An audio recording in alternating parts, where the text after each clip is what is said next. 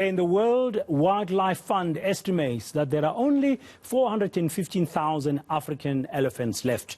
Ministers from 14 African countries coming together from to date to discuss the live trade of these giant animals. They're meeting in Zimbabwe.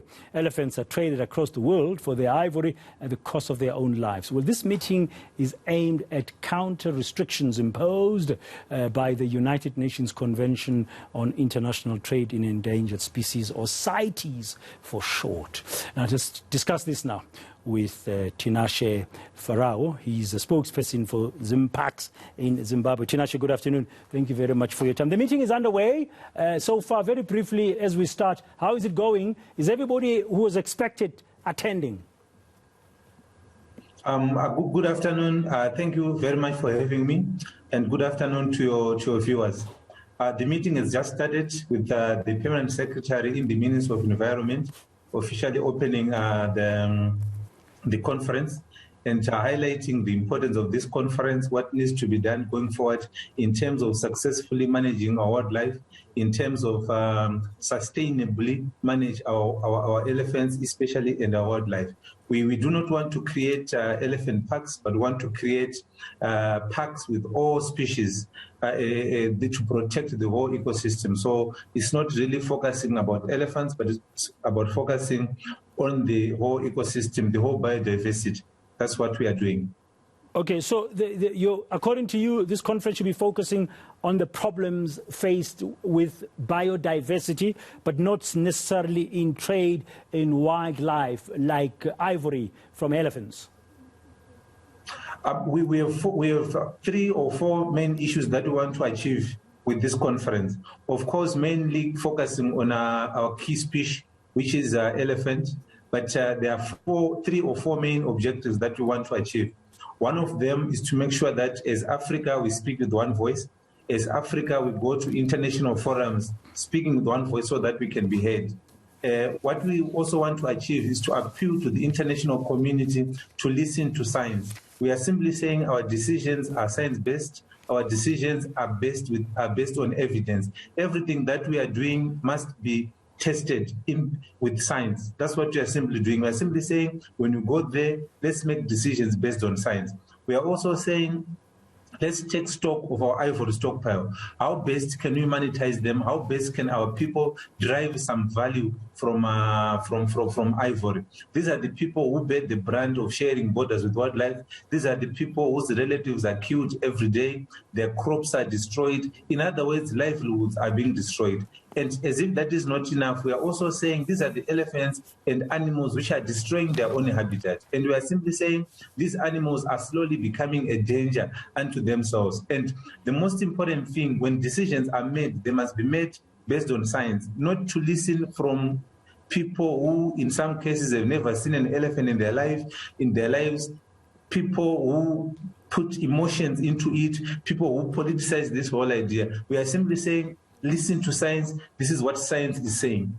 And listen to the communities who live in those areas, the challenges they are facing. But is an African united voice on these issues possible? I'm asking this because recently Kenya did ban trade in ivory. You in Zimbabwe, and I guess countries like Botswana, want to begin to manage the stock that you have of the ivory. Do you think a united voice is achievable? We are hopeful, and this is the process that we have started.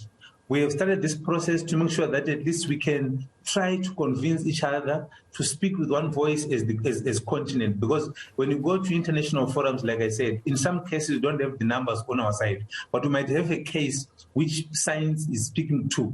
And if you don't have the numbers, when these things are put to vote, we'll definitely lose. So we are simply saying, as Africa, let's speak with one voice, let's come together, let's also see opportunities so that we can also improve the livelihoods of our people. These are the people who, in some cases, cannot even afford a morsel of food.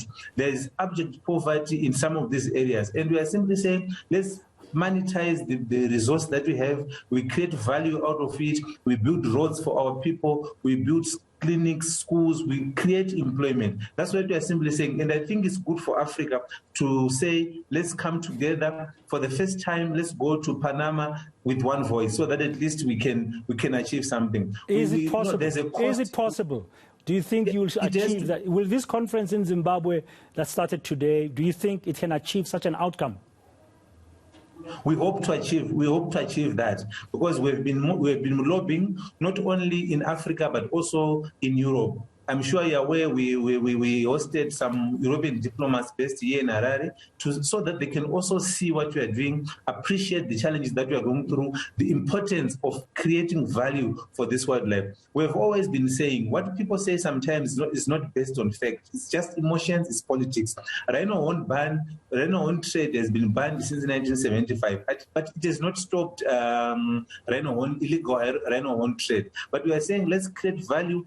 The people that are sharing borders with this wildlife, if they're not benefiting, because they're the first line of defense, if they see poachers going through, they're the people who are going to alert us. But if they don't benefit, definitely will create problems. And more importantly, loss of biodiversity. The animals are destroying trees, they're destroying their own habitat. And in short, like I said, they're becoming a danger unto themselves.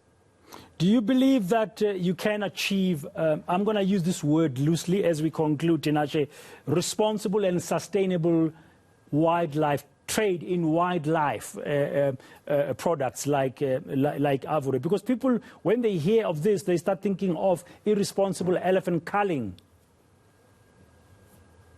I think as a country and as a region, especially Southern Africa, we've done extremely well in terms of managing our wildlife.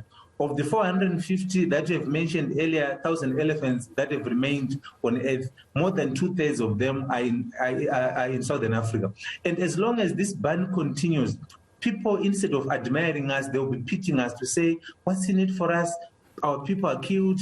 People are losing their crops, but they're not benefiting. So we are simply saying, hear us, believe us, because we've proved not once, not twice, but times without number that we are capable of looking after this resource. We've been doing that since time immemorial, and there's enough evidence. The numbers that we see or that we talk about, they're not thumbs-up figures. This is enough evidence to say we are capable of looking after our animals sustainably for the benefit of our people, for the benefit of this generation, and also for the benefit of future generations. There's enough evidence. We like I said, 2/3 of the remaining elephants are in Southern Africa. What more do you ask for? But there's a cost to it. It's a resource which is expensive to maintain. It's unfortunate that people would not even have elephants. They don't have the animals. Some of them have pushed their animals to extinction. They want to tell us on how to manage this resource. Yet we have them. They must listen to us, come and see for themselves. It's unfortunate there are also other people who have never seen an elephant in their lives, and they think that what we are doing is not fair. We are simply saying, yes, come and see things for yourselves and see what is happening in our community. Tinashe, when are you finishing this conference in Zim, this current one that started today? On Thursday. Okay, on Thursday. I'll talk to you again on Friday on this channel. Make yourself available so we can discuss the outcomes and your plans for the November meeting in Panama of the CITES. Thank you very much. That's Tinashe Farawo. He speaks on behalf of Zimparks. I just put him on the spot there to say he must be available to talk to me on today on eNCA come this Friday just to talk about the outcome. I hope, Tinashe, you'll be available.